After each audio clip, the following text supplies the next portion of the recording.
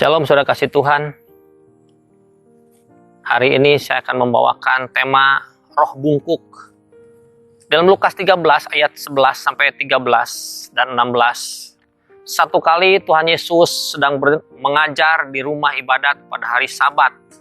Dia melihat di situ ada seorang perempuan yang telah 18 tahun dirasuk roh. Sehingga ia sakit sampai bungkuk punggungnya. Dan tidak dapat berdiri lagi dengan tegak.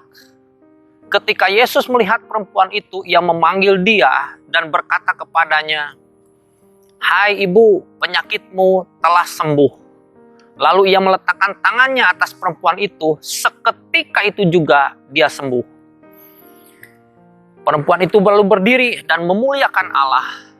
Bukankah perempuan ini yang sudah 18 tahun diikat oleh iblis harus dilepaskan dari ikatannya itu?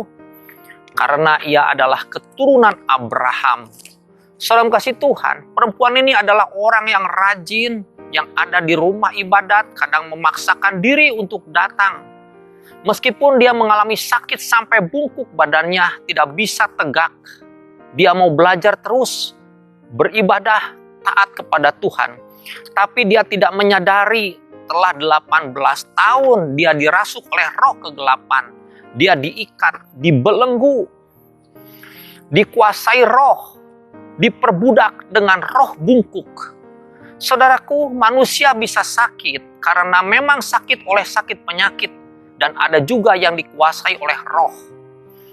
Orang yang pernah terlibat okultisme terikat kegelapan. Dan dia tidak akan tumbuh rohaninya kalau belum dilepaskan atau melakukan pelepasan. Saudaraku, tetap ada mengikat hidup dia karena satu perjanjian yang dengan roh jahat itu. Pikirannya akan tertutup. Pikirannya akan tertutup dan tidak akan melihat kemuliaan Allah.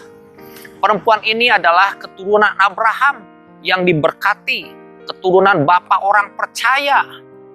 Dia tidak terikat dengan okultisme, tetapi dia dirasuk oleh kuasa gelap itu. Saudaraku, dia diikat oleh kuasa gelap. Dia tidak menyadarinya. Mungkin saudara hari ini sudah lama kita ada mengikut Tuhan. Sudah puluhan tahun menjadi pengikut Yesus, tapi tetap tidak bertumbuh rohaninya. Itu menjadi satu tanda tanya. Mungkin menjadi terus jadi bayi rohani. Saudaraku, marilah kita sadari, seperti bangsa Israel dikuasai bangsa Moab selama 18 tahun.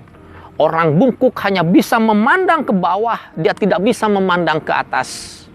Mungkin rohmu hari ini seperti orang bungkuk, yang dilihat hanya persoalan, masalah yang lama, mengungkit-ungkit kesalahan orang lain, mencari kesalahan orang, kelemahan orang lain, kejelekan orang lain, bergumul dengan dosa yang sama, yang membosankan, hati yang penuh dengan akar yang pahit.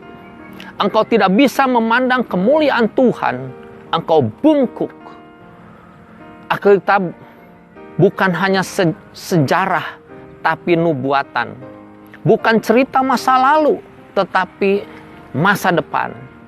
Saudaraku dalam kasih Tuhan, hari ini engkau harus mengalami kebebasan roh, kemerdekaan roh, pemulihan. Ini waktu Tuhan punya acara dengan pribadimu. Tahun 2020 dibebaskan dari roh narkoba, seks bebas, perselingkuhan, pelacuran, kejahatan, LGBT, premanisme, perjudian, perdukunan, okultisme, kejahatan-kejahatan yang lain. Anak muda kecewa mungkin dengan orang tua, dengan mentormu, dengan pemimpin rohani. Waktunya hari ini engkau menerima kelepasan, lawatan Tuhan. Jangan pernah engkau melewatkan momen ini. Ini adalah kesempatan emas bagimu. Engkau akan membawa perubahan, terobosan, pertobatan, bangkit, melahirkan anak-anak rohani yang dahsyat. Engkau akan menjangkau banyak jiwa datang kepada Yesus.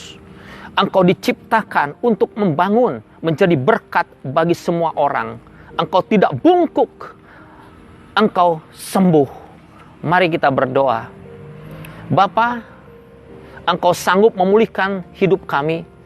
Pakai setiap kami untuk membawa perubahan bagi semua orang, membawa jiwa baru datang kepadamu.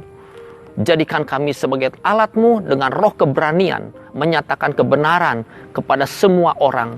Dalam nama Yesus, kami berdoa. Haleluya. Amin.